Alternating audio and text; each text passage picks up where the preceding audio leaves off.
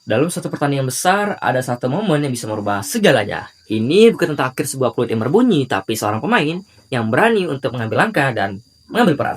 Hai semuanya, perkenalkan nama saya Umar Rizky, mahasiswa aktif Universitas Sriwijaya, Fakultas Keguruan dan Ilmu Pendidikan Program Studi Pendidikan Jasmani. Pada saat ini, saya sedang menempuh studi perkuliahan di semester 4. Selain sibuk sebagai seorang akademika, saya juga aktif sebagai seorang praktisi karate sabuk hitam. Dan saya memiliki ketertarikan yang sangat tinggi terhadap dunia desain grafis dan juga teknologi AI. So, kali ini saya akan menjawab 4 pertanyaan yang telah tertera. Langsung saja ke pertanyaan pertama ya. Apa yang paling kamu sukai dari inovasi teknologi atau budaya perusahaan Google? Mengapa menjadi Google Student Ambassador adalah cara terbaik bagimu untuk mendapatkan antusiasme itu di kampus?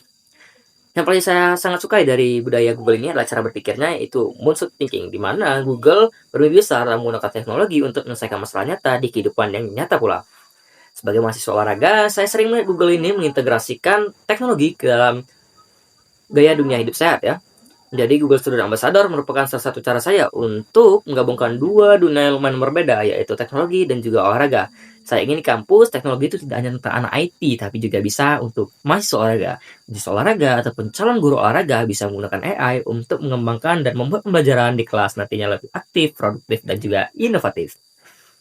Kita ke pertanyaan yang ketiga ya. Ke pertanyaan kedua, bayangkan kamu membuat sebuah acara touch and chill di kampus. Tujuan acara ini untuk membantu mahasiswa lepas penat, sebutkan satu kegiatan interaktif yang akan kamu rancang.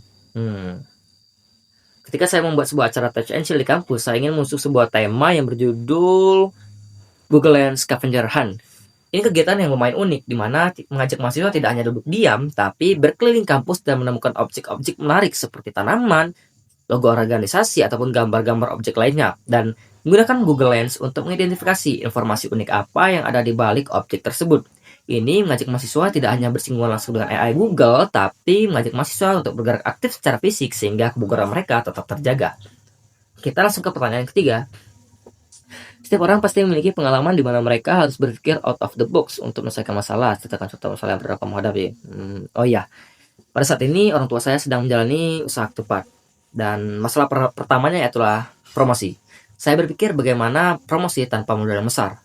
Dan saya telah menjalankan dan mulai belajar secara otodidak mengenai poster dan juga desain grafis untuk meningkatkan penjualan kami. Mengenai basis-basis AI dan referensi-referensi dari Google ataupun media sosial, TikTok, Instagram, YouTube, dan hal lainnya, sehingga saya mampu membuat poster ataupun desain untuk penjualan ketupat kami.